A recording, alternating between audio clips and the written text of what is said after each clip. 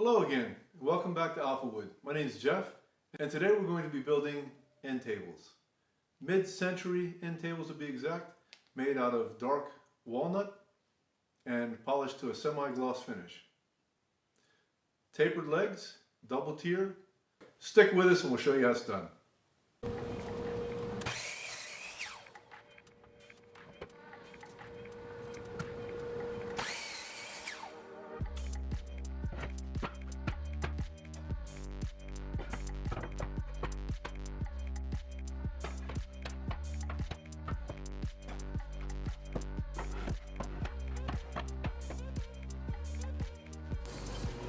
As a general rule of thumb, before building anything in the wood shop, we normally square the boards off on two edges.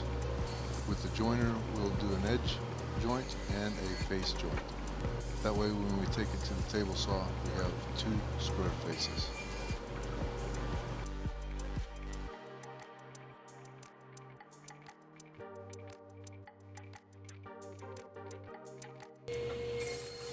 At the table saw, I'm just taking the pieces that I squared and just ripping them down to another rough scale size so that I can do the glue up and we got flat boards and flat edges.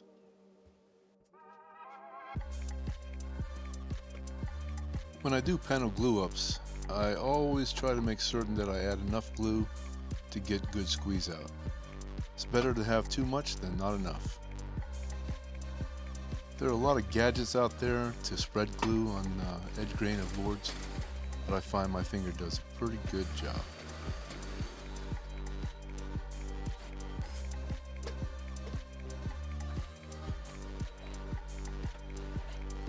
I've got a solid bead of glue on the squeeze out, and I'm using clamping cauls on each end just to make sure that the boards are pretty well even. That saves a lot of time when I'm trying to surface them down again. Giving all the panels at least a day to dry. I like to give them a day. There's no rush in doing this. Then I run them through the drum sander just to clean up the edges and make sure that the boards are flat so I can continue.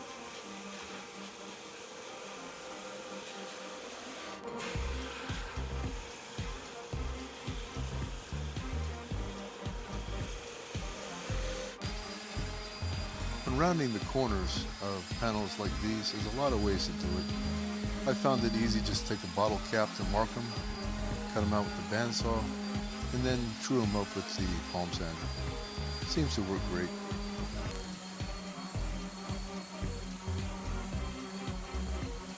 Again, everybody has his own method of doing things. I like to sand as I go, especially when you got multiple pieces going together. This way, when you start assembling the pieces, you got less work to do, and they're almost at a preliminary finished stage.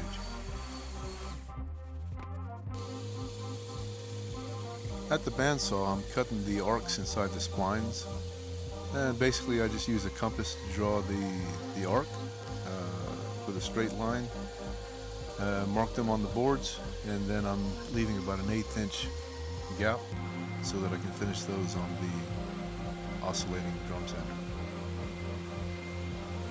Now, whoever invented this oscillating spindle sander was a genius. This thing is a workhorse. It really does a great job at cleaning up the bandsaw marks. I like it.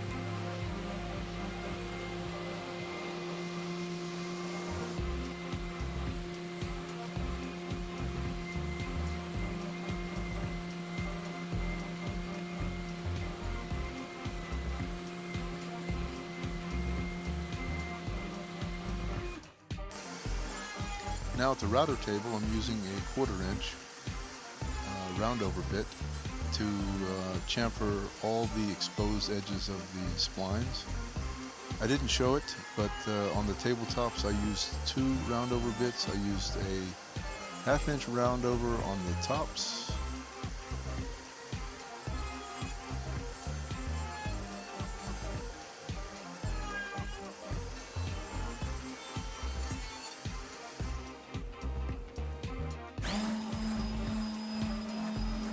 Again, more sanding. This time I'm using the final grit, which is 220, and I'll get everything sanded down to a nice clean finish, inspect it, make sure there's no mars or marks, and then I'll apply the finish and glue everything together. Sanding is a job. It's a bane of all good woodworkers. Here I'm doing it so quick it looks like I could actually burn a few calories and lose a few pounds. I wish it went that fast in real life. But anyway, it's part of the process.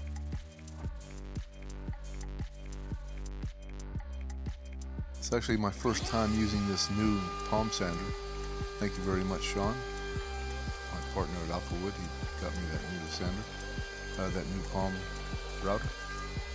Here I'm cutting the grooves, which is a mortise and tenon setup in the tables, and that'll make a good joint to hold.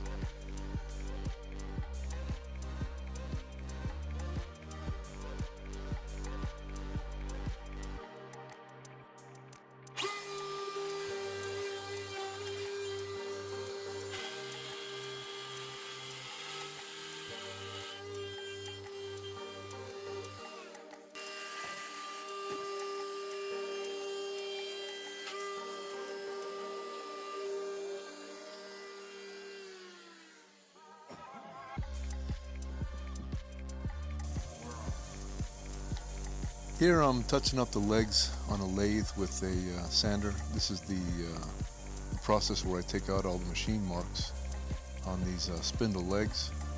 I didn't show the method for building these legs, but basically it was a taper jig I built on the table saw, and hopefully in a future video I'll show how to make that jig. But it does a great job, makes repeatable cuts, and we got 8 symmetrical spindle taper legs for this table. Okay, we're almost done. Now everything is cut to size. All the finishing touches are put on. Now I'm just applying a few, actually I'm putting about 6 coats of general finish semi-gloss by hand, and basically I just take a clean lint-free rag, dip it in the finish, and apply a nice thin coat.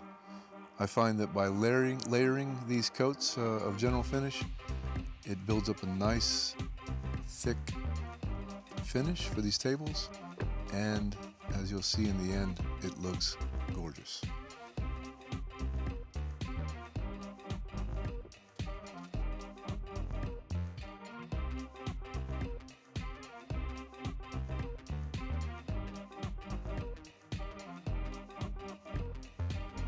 This hardware I used on the legs, I bought from Amazon, and they come already with the angle of a 10-degree tilt. So all I did was mount them cat-a-corner, so when you mount the legs they have an even spacing and an even angle all the way around.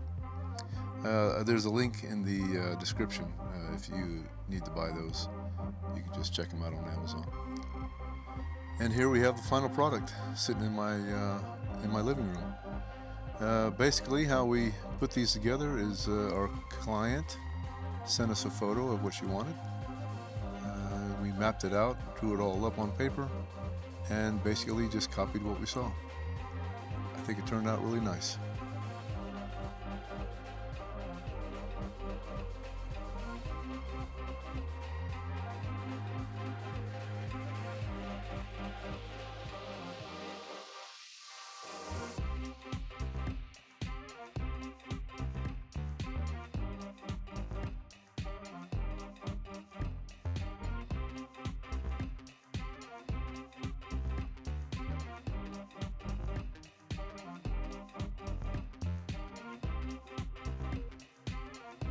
So as I was saying, these mid-century tables are for a client.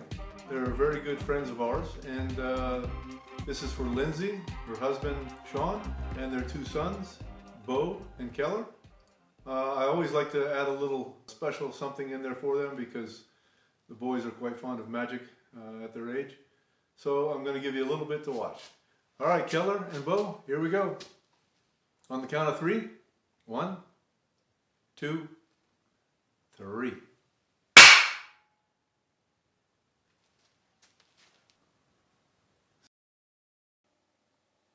And that's a wrap, guys. I hope you liked the video. And if you did, please smash the like button, share it, and if you really want to see some more stuff that we make, hit the subscribe button. Till our next video, thank you again, and we'll see you.